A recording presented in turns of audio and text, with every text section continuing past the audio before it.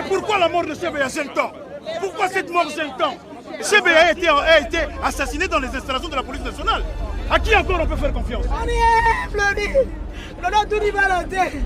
Papa va s'en pas, papa. Papa va révéler, papa. Bonsoir, je suis Rodrigue Bendi. L'histoire que je vais vous raconter ce soir, c'est l'une des plus grandes affaires criminelles de la RDC.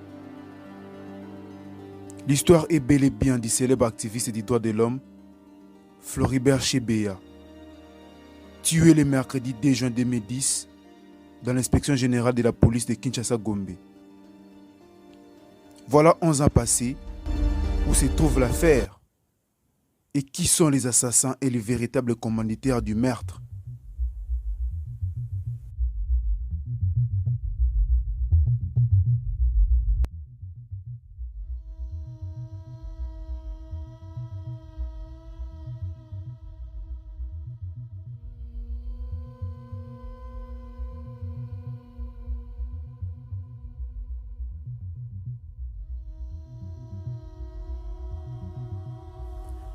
Floribert Chebeya, âgé de 46 ans le jour de son assassinat, était un fervent défenseur des droits de l'homme reconnu sur la scène nationale et internationale.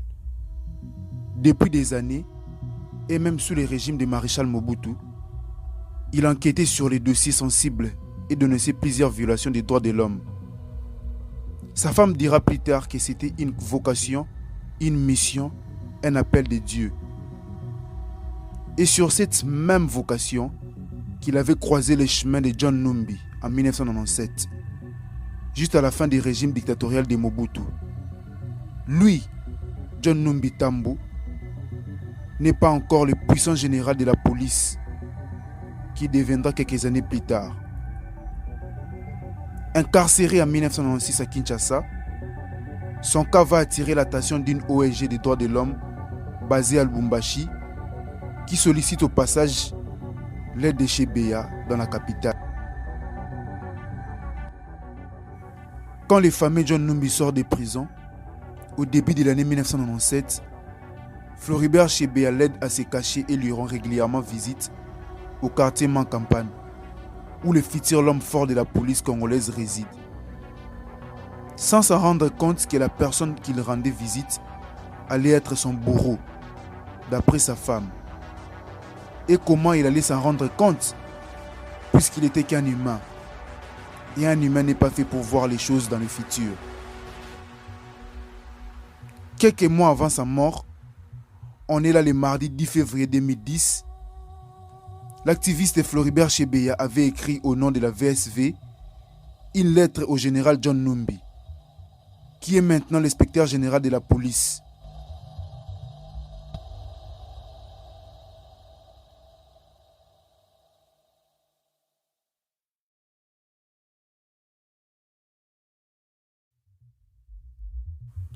Le vendredi 28 mai 2010, soit plus de 2 mois passés après l'envoi de la lettre par Chebeya, que le commissaire Michel Mouila, condamné à la perpétuité en première instance en 2011 et aujourd'hui acquitté, fit passer dans les locaux de la Voix des Sans-Voix et eut remis à Floribert Chebeya un accusé de réception très tardif du courrier du 10 février, avec une brève réponse de l'inspection générale. Ce dernier a accepté sa demande de rendez-vous auprès du général John Numbi. Michel Mouila l'a informé qu'il serait reçu le 1er juin par l'inspecteur général à l'inspection générale.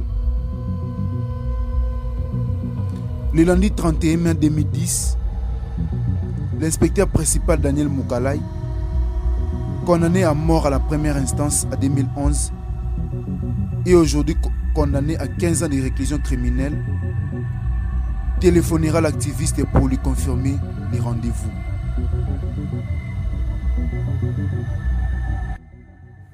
Et oui, l'inspecteur Daniel Moukalai va appeler Floribert Chebeya pour lui confirmer les rendez-vous et l'heure de 17h30 pour la date du 1er juin 2010.